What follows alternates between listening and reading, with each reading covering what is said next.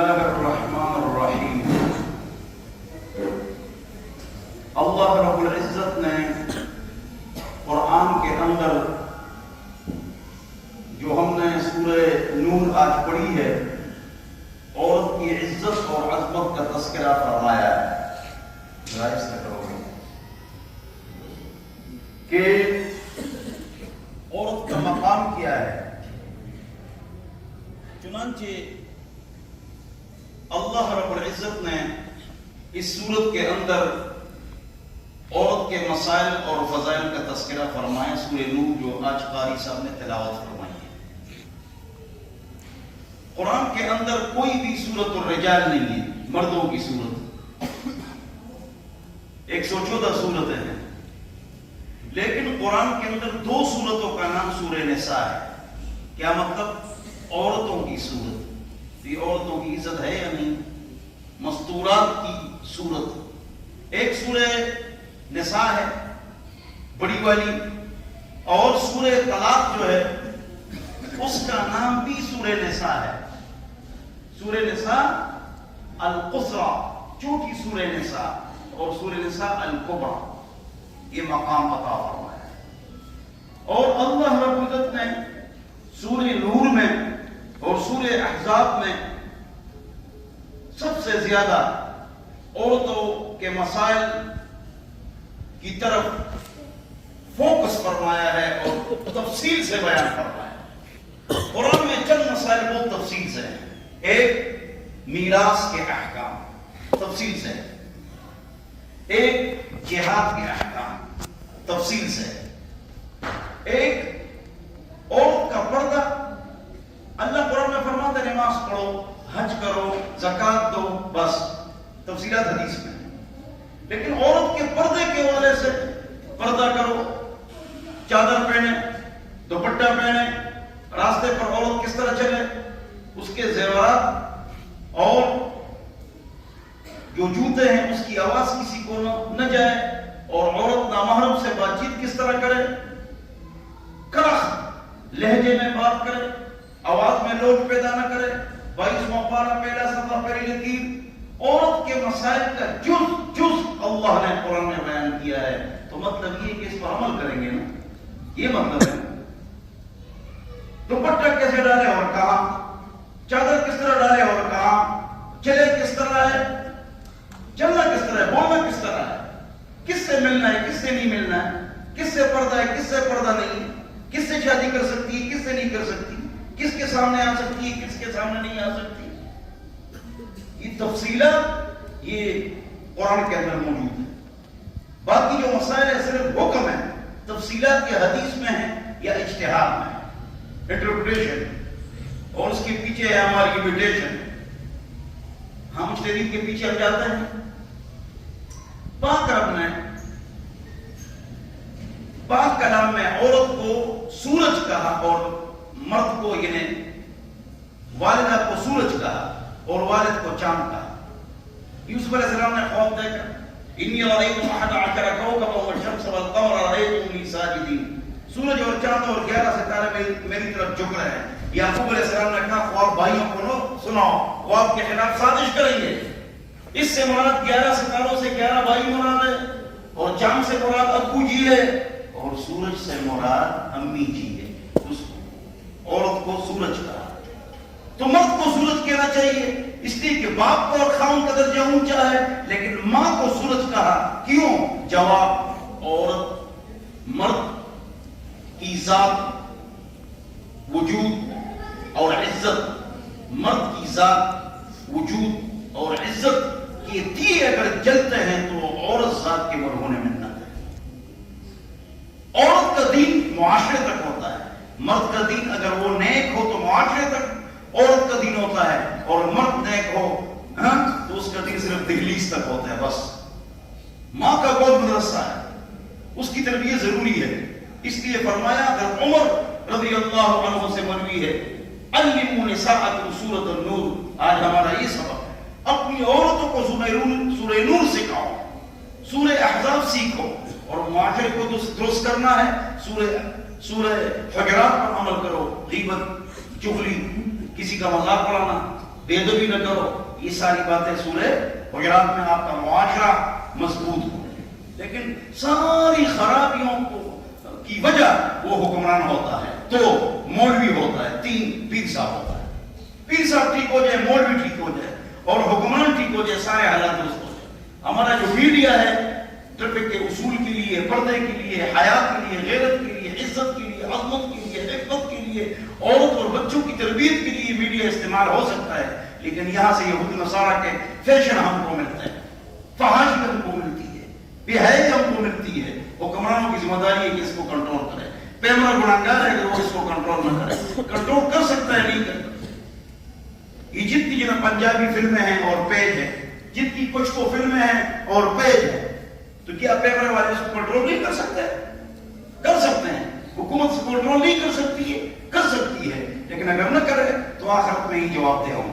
ان سب اسی طرح municipal committee والے جو گندے گندے بورڈ لگے ہوتے ہیں, میونسپل کمیٹی والے, اور اس کا جو ادارہ ہے وہ ذمہ دار ہے کہ ایسی کوئی تصویر وہاں نہ لگے اور ایسا کوئی سائن بورڈ وہاں پر نہ لگے کہ وہ گناہ ہو, ناجائز ہو, غیرت اور حیا کے خلاف.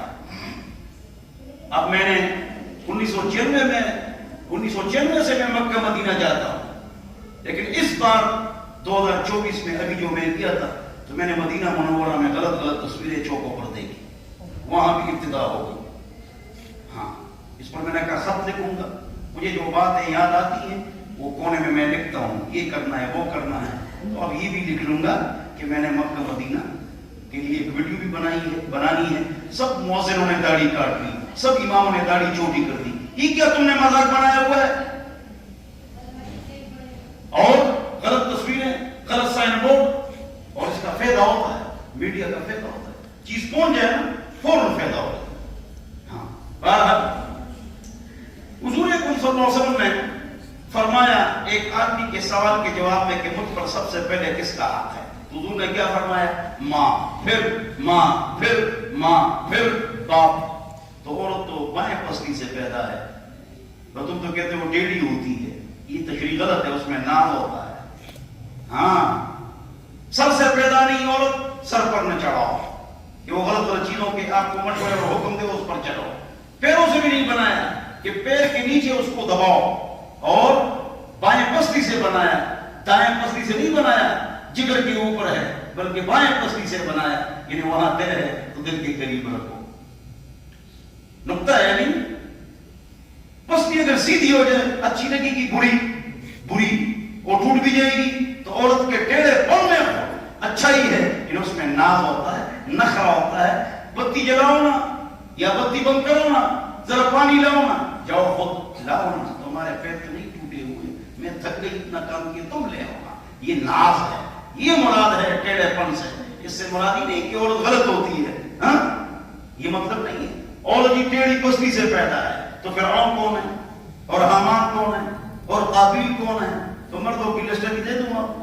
آپ نے بڑے مسلح پاڑ دیے سجدوں میں. تم بھی گڑبڑی ہو, عورتیں بھی گڑبڑی. لیکن یہاں ٹیڑھی پسلی سے کیا مراد ہے وہ میں نے آپ کو بتا دیا. تو پاک رب نے پاک کا نام میں عورت کو کیا کہا؟ سورج. کیا کہا؟ سورج. ماں کو کیا کہا؟ لوگ کہتے ہیں مرد عورت برابر ہے اور مرد کو عورت کے شانے بشانے لاؤ, یہ کافروں کی آواز ہے. میں کہتا ہوں ایک آخرت ہے, توجہ, ایک دنیا ہے اور ایک چار دیواری ہے.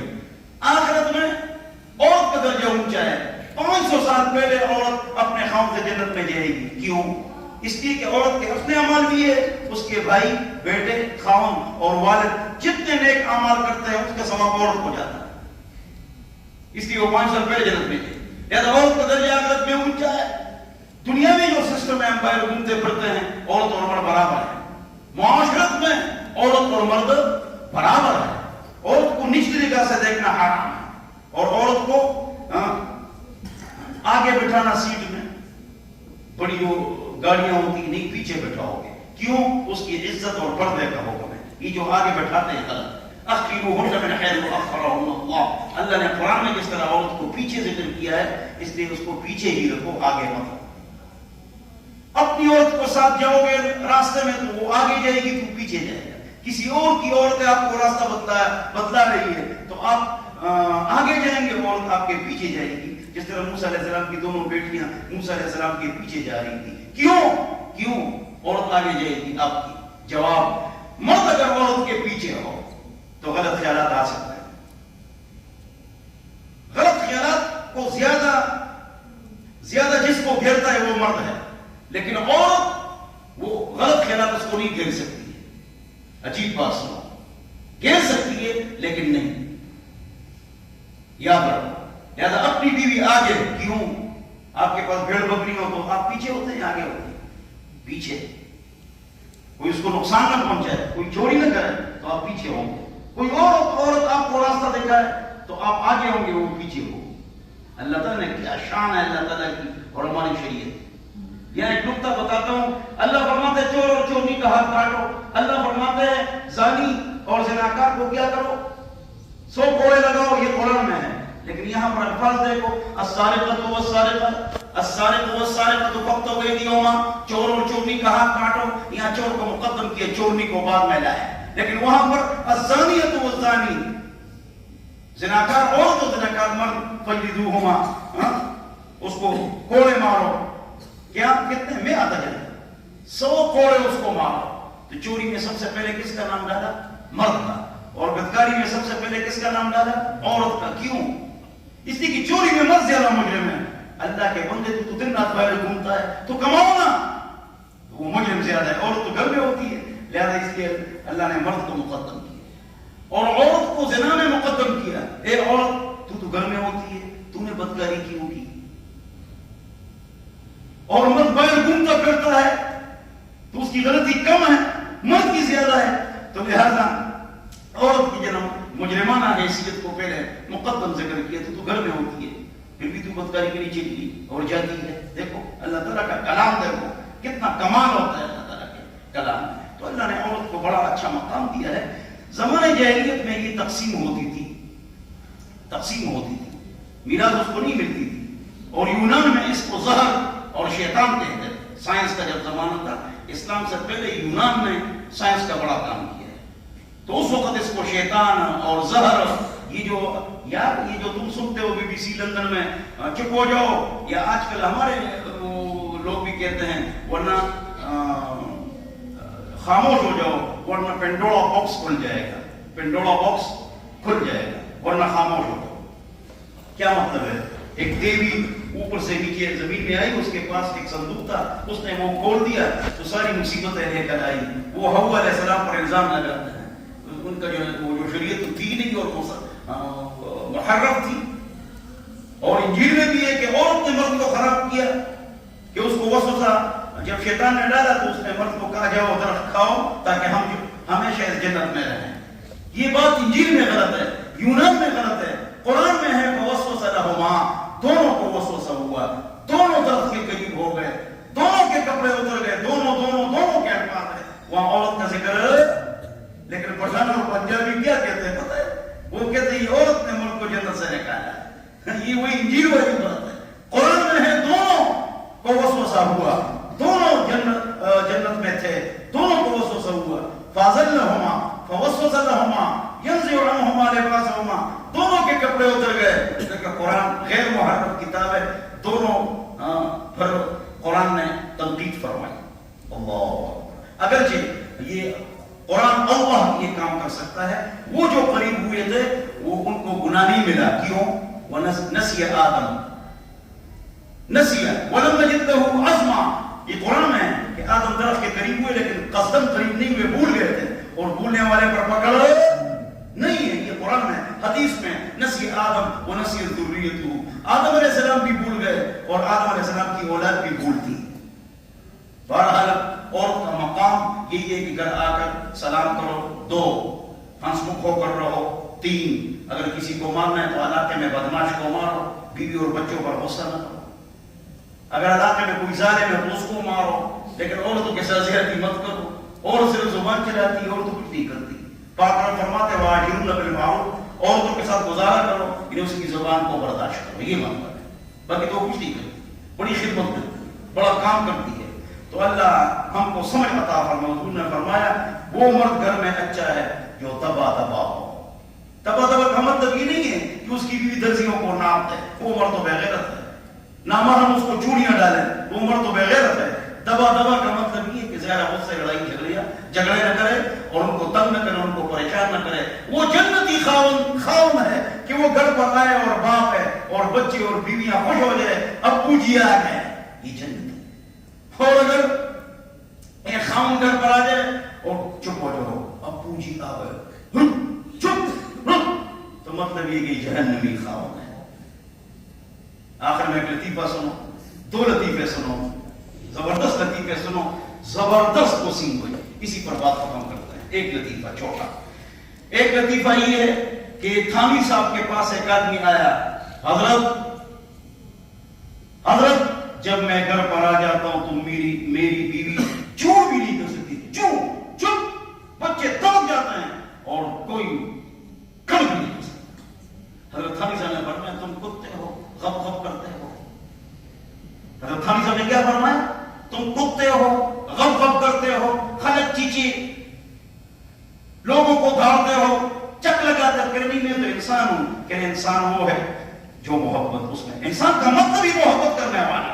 وما قیل للانسان انسان الا لنسیانہ، یہ بھولتا ہے، یہ انسی، اس میں محبت ہے۔ تو تم کاٹتے ہو لوگوں کو۔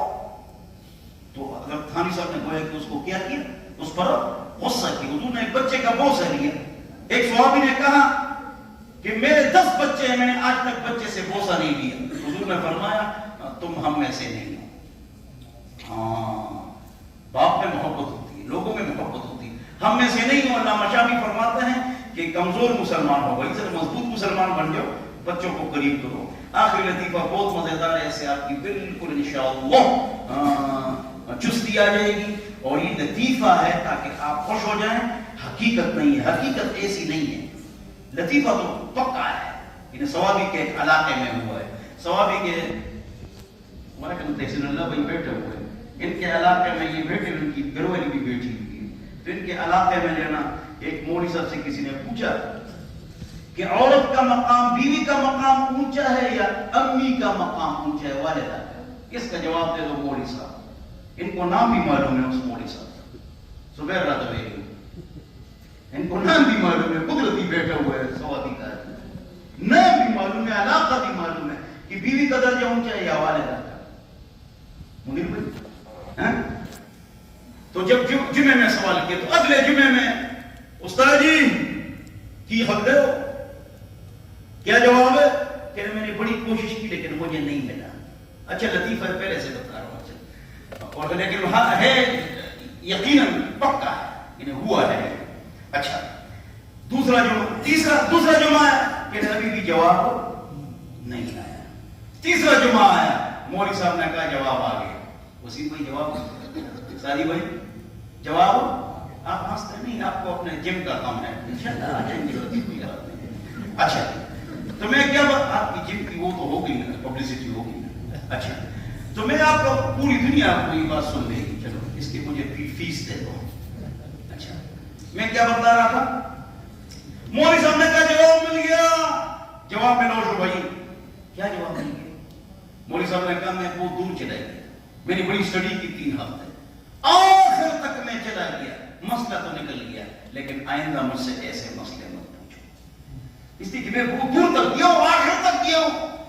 اچھا پھر خبردار اگر ایسے مسئلے اندر پوچھو، لیکن میں نے جو اسٹڈی کی اور میں نے جو مطالعہ کیا، میں جو دور چلا گیا، میں اس نتیجے پر پہنچا ہوں کہ بیوی کا درجہ والدہ سے اونچا ہے، بیوی کا درجہ والدہ سے اونچا ہے۔ بھائی کیوں اونچا ہے؟ کہ اگر والدہ کا درجہ اونچا ہوتا تو آدم علیہ السلام کے ساتھ اللہ تعالیٰ والدہ کو بھیج دینا، بیوی کو بھیجا، کیا شان ہے بیوی، ہاں اللہ نے بیوی کو بھیجا، لہذا بیوی کا درجہ کیا ہے منیر بھائی؟ اونچا ہے۔ تو 50 تک بھی مل جائیں تو امی تک اور والدہ تک نہیں پہنچ سکتے ہیں، لیکن والدہ کا درجہ ہی اونچا ہے۔ لیکن عورت کے ساتھ جو تعلق ہوتا ہے وہ کیا ہوتا ہے؟ بہت گہرا ہوتا ہے۔ اس کو لباس کہا گیا ہے کہ امی کے سامنے آپ کو قمیض اتارنا مشکل لگتا ہے۔ اللہ تو اللہ نے عورت کو، آپ کی بیوی کو آپ کا لباس کہا۔ وآخر دعوانا الحمدللہ رب العالمین۔ درجہ کی نہیں کہنا، استاد جی نے کہا کہ بیوی کا درجہ والدہ سے اونچا ہے۔ ہاں یہ میں نے کہا نا لطیفہ کیا ہے. مولوی صاحب نے بھی غلطی بتا دی ہے. مولوی صاحب بھی معلوم ہے, جگہ بھی معلوم ہے, نام بھی معلوم ہے. حسن اللہ سر زبیر مطلب پورا نمبر آتا ہے. اللهم صل